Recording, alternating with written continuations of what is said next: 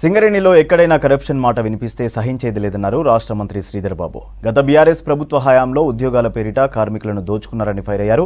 రాహుల్ గాంధీ ప్రధాని కావాలంటే గడ్డం వంశీని ఎంపీగా గెలిపించాలన్నారు. సింగరేణి సంస్థను ప్రైవేటు పరం చేసే కుట్రలను తిప్పికొట్టాలన్నారు. పెద్దపల్లి లోక్సభ కాంగ్రెస్ అభ్యర్థి గడ్డం వంశీకృష్ణ గతంలో 10 ఏళ్లు పాలించిన బీఆర్ఎస్ కార్మికులకు చేసిందేమీ లేదన్నారు. కాంగ్రెస్ ను గెలిపిస్తే కార్మికుల సమస్యలు పరిష్కరిస్తామన్నారు. వంశీకృష్ణని గెలిపిస్తే బొగ్గు గనుల కోసం పోరాటం చేస్తాడన్నారు INTUC secretary general Janak Prasad.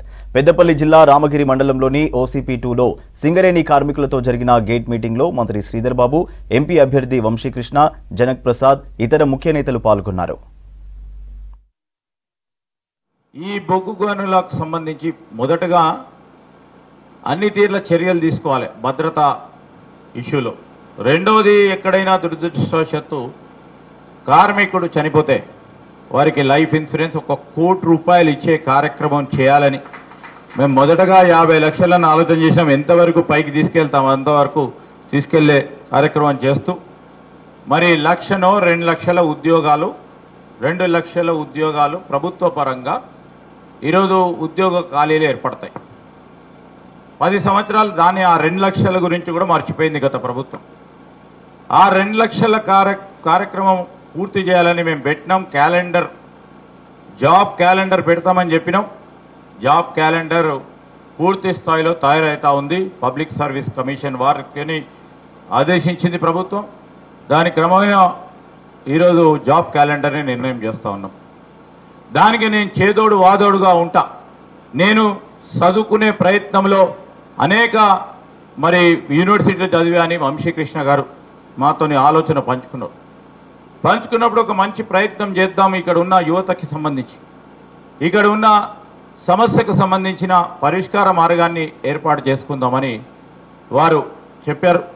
Congress party అనుబంధ సంస్థ అయిన ఐఎన్టీయూసీని గెలిపియాలి అని మా సింగరేణి కార్మికులను ప్రత్యేకంగా ఇదే OCT బావి మీద ALP బావికి సంబంధించి మరి ఇతర బావులకు పోయి ప్రచారం చేసినాం. మీరందరూ కూడా నాపై నమ్మకంతో మీరందరూ కూడా ముందుకొచ్చి ఇక్కడ INTCని గెలిపించినందుకు ప్రతి ఒక్క కార్మిక సోదరుడికి మిత్రులకు హృదయపూర్వకంగా కృతజ్ఞతలు తెలియజేస్తా ఉన్నాం. మనకు వచ్చే కాలంలో మీరు చూస్తున్నారు 1 లక్ష ఉద్యోగాలకి వెళ్ళి ఇప్పుడు కేవలం జనక్ ప్రసాద్ గారు చెప్తుండే 35,000 నుంచి 40,000 ఉద్యోగాలే ఉన్నాయంటే దాదాపు 60,000 ఉద్యోగాలు తీసివేసినారని చెప్పి ఈ ప్రాంతంలో ఒకసారి గుర్తు చేస్తున్నాను. ఇక్కడ కొత్త కోల్ బాయిలు రావట్లేదు. గత 10 సంవత్సరాల్లో ఒక్క బావి కూడా ఓపెన్ కాలేదు. దాని ద్వారా కొత్త ఉద్యోగాలు కూడా రాలేదని చెప్పి మీ అందరూ గుర్తు చేస్తున్నాను. IT స్లాబ్ అంటే ఆల్మోస్ట్ 3 నెలల జీతం సంవత్సరంలో కట్ అవుతుంది. IT స్లాబ్ పెంచితే కార్మికులకు డెఫినెట్గా సపోర్ట్ ఉంటుంది అండ్ హెల్ప్ అవుతుంది అని చెప్పి ఇప్పుడే చాలామంది డిస్కస్ చేస్తున్నారు. ఇది ఇప్పటి విషయం కాదు, దాదాపు 10 సంవత్సరాల నుంచి ఇదే ముచ్చట నడుస్తుంది. కానీ గత ప్రభుత్వం దీని మీద ఏ యాక్షన్ తీసుకోలేదు. దాని మీద కూడా ఖచ్చితంగా కష్టపడి సెంటర్లో దీనికోసం పోరాడి మరి మన IT స్లాబ్ పెంచేటట్టు చూద్దామని చెప్పి మరి ఇంకో విషయం మీ అందరికీ తెలియజేస్తున్నాను. అదేవిధంగా ఇంటి కళ ప్రతి కార్మికుడికి retired as well as working కార్మికుడికి ఇంటి కళ పథకం ఉన్నది. దాని మీద కూడా గత 10 సంవత్సరాలు TRS ప్రభుత్వ నాయకులు ఏమీ చేయలేదు. దాని మీద కూడా కృషి చేసి ఇక్కడ ఇల్లులు తీసుకొచ్చే బాధ్యత మాది. ఖచ్చితంగా కార్మికులకు అండదండగా ఉండే కార్యక్రమాలు ఏదైనా తీసుకొని కాంగ్రెస్ పార్టీ మీకు తెలుసు మాట ఇస్తే మాట మీద నిలబెట్టుకుంటుంది. సింగరేణి బోర్డు ఒక నిర్ణయం తీసుకుంది. ఇక్కడ 10,000 కోట్ల రూపాయల డబ్బులు సంబంధించిన వస్తువులు కొంటారు.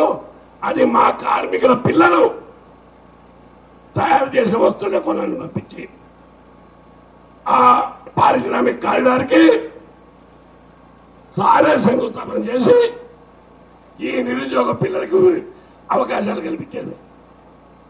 ఎన్నికల మేనిఫెస్టో అధ్యక్షుడుగా సాక్షాత్తు రాహుల్ గాంధీ గారిని నియమించినటువంటి అధ్యక్షుడుగా శ్రీధర్ బాబు గారు, వారి దయ వల్ల నేను కూడా అందులో మెంబర్.